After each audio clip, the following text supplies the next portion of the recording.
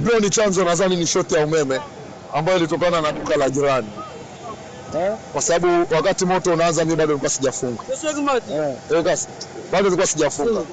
Kwa kutokana na lile mimi ninachokiona walichotuangusha sana leo ni TANESCO, sio fani. TANESCO bro, kukata umeme ilikuwa ngumu sana. Wamepigiwa simu nyingi sana nafaa kwa ajili ya kukata umeme. Takriban dakika 30 watu wanakata, wanaambiwa wakate umeme. Bro, dakika 30 kwenye moto ni nyingi sana. Angalau kwa wakati ule kuna vitu vingi vingeokoka. Na hizi frame ambazo zinamalizika kuungua sasa hivi, ingekuwa kata umeme wala sisingeungua. Zingeungua frame chache na wengine wangeokoa mali zao. Baadhi ya wakazi walioshiriki katika zoezi la uokoaji kabla ya vikosi vya uokoaji kufika katika eneo hilo walikuwa na haya ya kusema. Mara nikaona moshi unatoka kwenye ukuta wa Azam. Ukuta wa mwanzo wa Azam pale. Moto ukatoka. Tukaita watu, jamani njoo tusaidie ndugu zetu. Nikapanda juu pale kwenye bati nikafumua ile bati. Nilipofumua ile bati moto ukapaa chini. Tukaambia iteni fire.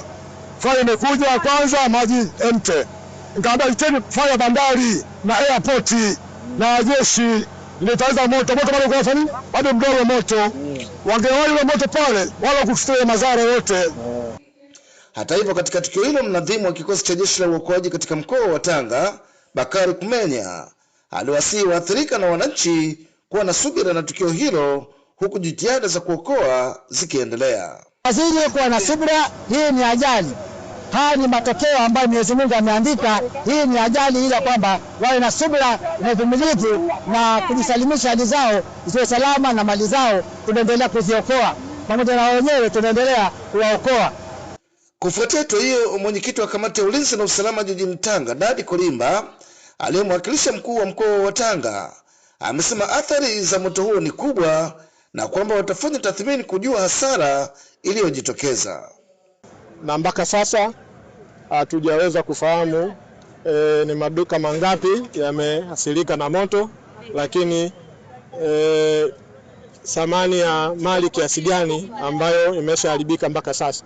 Kwa hiyo tunaendelea ili tukamilishe mpaka baadaye au kesho tutakuwa tumeshafanya tathmini na kujua gharama ya thamani ya mali ambayo imeharibika mpaka sasa. Ni chache sana watu walikuwa wakitoa vifaa vyao vya simu na vitu mbalimbali vya urembo ambavyo walikuwa wakijaribu kuchukua, lakini moto ulikuwa umeshaenea, kwa hiyo kwa kiasi kikubwa. Je, ulijua? Sifa Online, Sifa Online TV, Sifa Online, Sifa Online TV.